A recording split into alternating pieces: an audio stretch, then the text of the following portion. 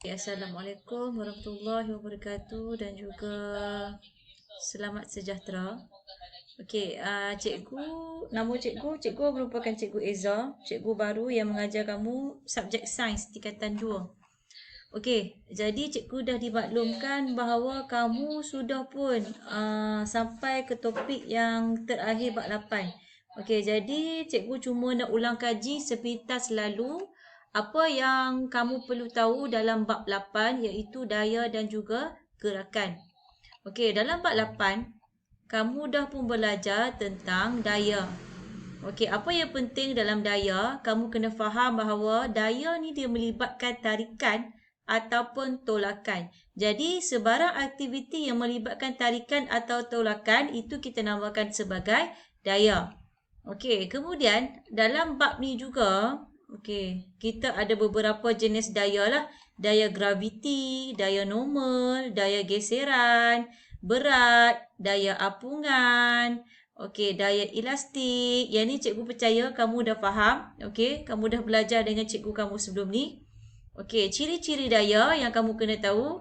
Daya dia ada magnitude dan juga dia ada arah. Ini contoh dia lah.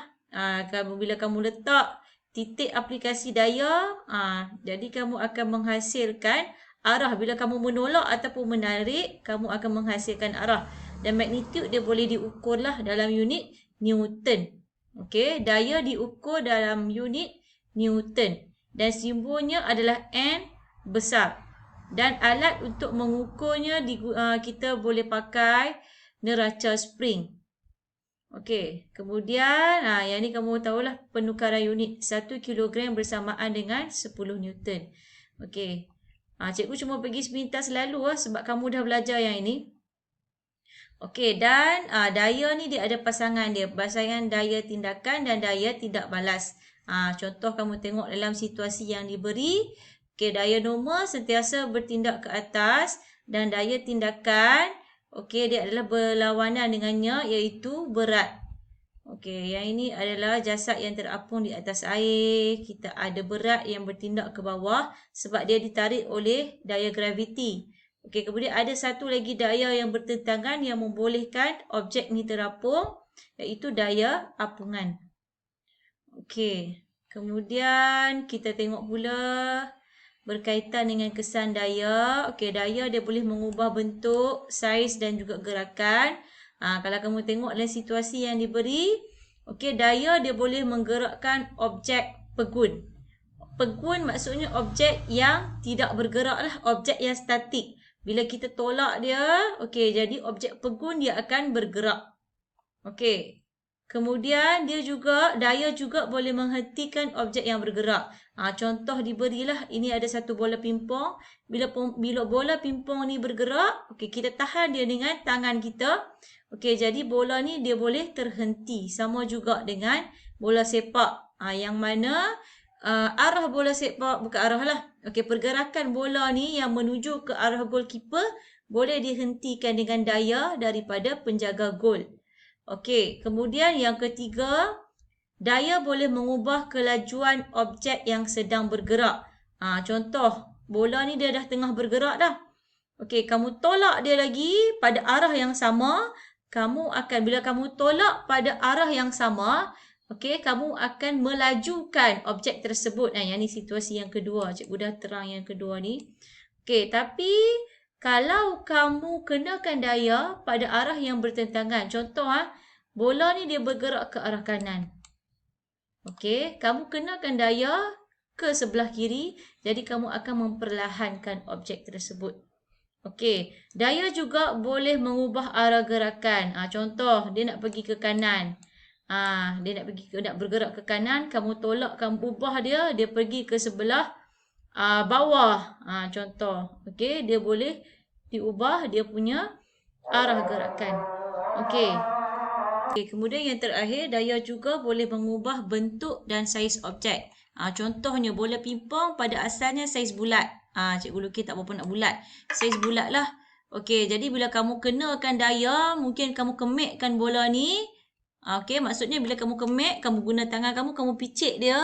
Okey, jadi bola ni dia boleh berubah bentuk dan juga saiz dia. Sama juga macam bola sepak lah. Okey, bola sepak dia bulat sebab dia ada angin. Cuba kamu kempeskan bola sepak ni. Mungkin kamu penyek dia ataupun kamu cucuk ke dia ke. Okey, dia akan berubah bentuk dan saiz. Okey, kemudian kita ada daya apungan. Okey, untuk daya apungan, okey, cuba kamu tengok gambar yang diberi. Gambar A ni, okey, berat dia sama dengan daya apungan. Jadi dia boleh terapung lah. Okey, yang gambar kedua, situasi yang kedua, daya apungan dia lebih kurang daripada berat. Kamu kena ingat berat dia akan bergerak ke arah bawah sebab dia ditarik oleh daya graviti. Okey, jadi kes yang macam ni, bila daya apungan tu hanya 5 Newton berbanding dengan berat yang 10 Newton, dia akan tenggelam. Okey, dan untuk cari daya apungan, okey, kita boleh ukur berat sebenar kita tolak dengan berat ketara. Okey, berat sebenar adalah berat objek yang berada di udara. Berat ketara adalah berat objek yang terendam di dalam cecair. Contoh dia macam ni lah. Okey, gambar A ni, ini adalah berat sebenar. Okey, B ni bila kita rendam dalam air, ini adalah berat ketara. Jadi kita tolaklah kedua-duanya, kita akan dapat berat, dan kita akan dapat daya apungan. Okey, kemudian kita tengok tentang ketumpatan. Okey, ketumpatan ni, contoh dia yang ini. Okey, ketumpatan. Apabila objek yang kurang tumpat berbanding cecair, kalau kamu tengok ni okey, objek dia kurang tumpat berbanding cecair, cuba ditenggelamkan, daya apungan menjadi lebih besar. Okey, bila daya apungan lebih besar, okey, dia akan dapat menolak objek naik ke atas, jadi objek akan terapung. Okey, mana kalau sebaliknya, okey, apabila objek lebih tumpat berbanding cecair. Okey, berat dia lebih tumpat. Okey, jadi daya apungan adalah kurang daripada berat objek. Dia akan menyebabkan objek tersebut tenggelam ke dasar cecair. Yang ni cikgu tak sebutlah yang ni. Cikgu nak ringkaskan sahaja. Tuas. Okey, tuas kita ada 3 kelas. Sebelum tu kamu kena fahamlah. Tuas ialah sebuah palang. Yang ni kita panggil palang. Sebuah palang yang berputar pada satu titik yang tetap. Nampak tak? Dia bersentuh dengan palang dekat sini. Ini kita panggil titik yang tetap. Okey, bila ada palang, dia berputar pada titik yang tetap, itu kita panggil tuas. Dan komponen tuas ada 3 yang penting. Ada daya, ada beban dan juga ada fulcrum. Okey, kita ada 3 jenis tuas yang kamu kena tahulah. Kita ada tuas kelas pertama, fulcrum berada di antara beban dan juga daya. Tak kisahlah sini daya ataupun sini beban, tapi fulcrum berada di tengah-tengah. Okey, kelas yang kedua, beban berada di tengah-tengah di antara fulcrum dan juga daya. Okey, tuas kelas ketiga pula, daya berada di tengah-tengah di antara fulcrum dan juga beban. Okey, cikgu selalu pesan kepada pelajar, untuk kita ingat pengelasan tuas ni, ingat formula Fuad bin Daud. Okey, F. Fulcrum berada di tengah-tengah, jadi dia kelas yang pertama. Okey, bila beban berada di tengah-tengah, dia adalah kelas yang kedua. Bila daya berada di tengah, dia adalah kelas yang ketiga. Okey, kamu kena ingatlah yang ini. Okey, kemudian yang ni adalah dia punya rumusan lah. Okey, kemudian momen daya. Okey, momen daya ni adalah kesan putaran. Okey, dan momen daya ni dia bergantung kepada daya yang dikenakan dan juga jarak tegak dari fulcrum ke daya. Nampak? Okey, kita boleh kira-kiralah momen daya. Kita tahu daya, jarak tegak. Yang ni kita panggil jarak tegak daripada daya ke fulcrum.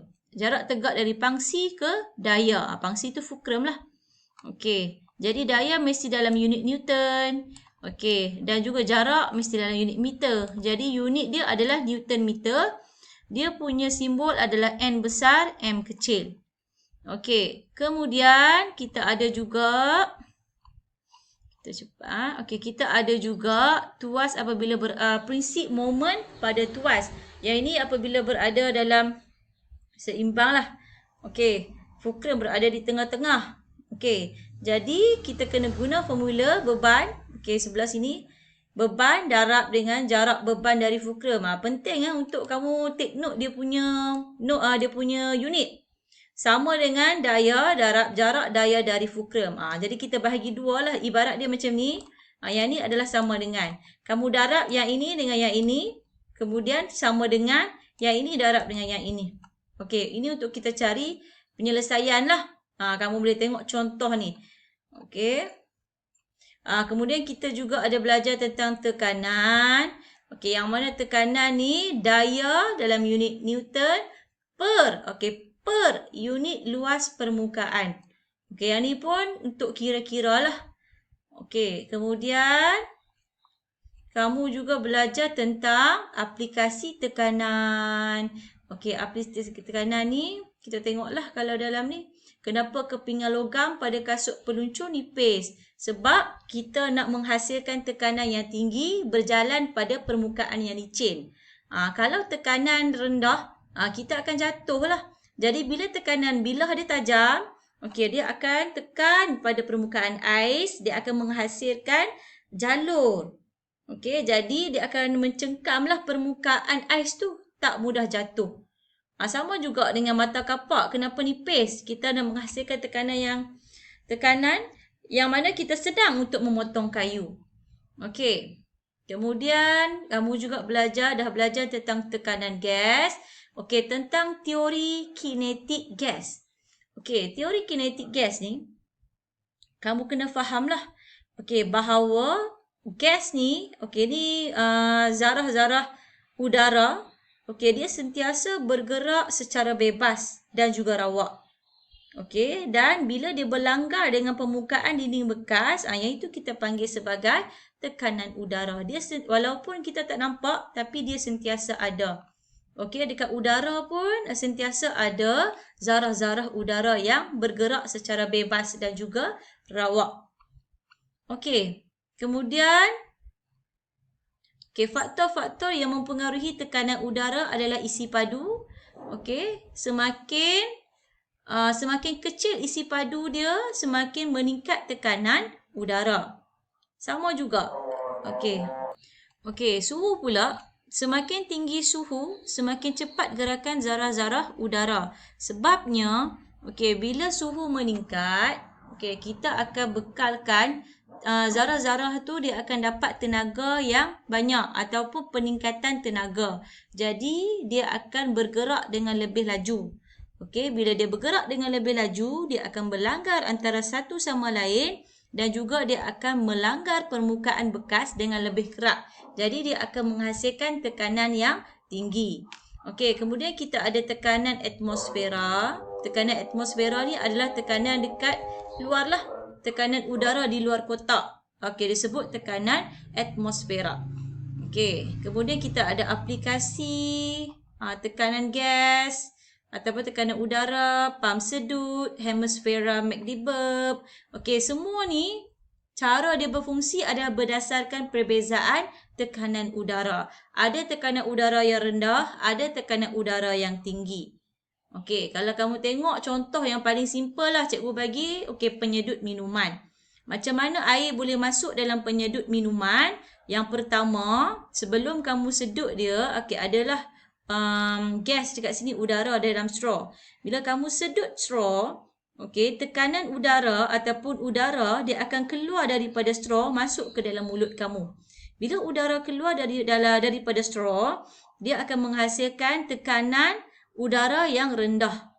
Sebab dia dah keluar daripada straw, tekanan udara rendah. Secara automatik, tekanan atmosfera yang di luar ni, dia akan jadi lebih tinggi berbanding dengan tekanan di dalam straw. Jadi, tekanan yang tinggi akan tolak air masuk ke dalam straw.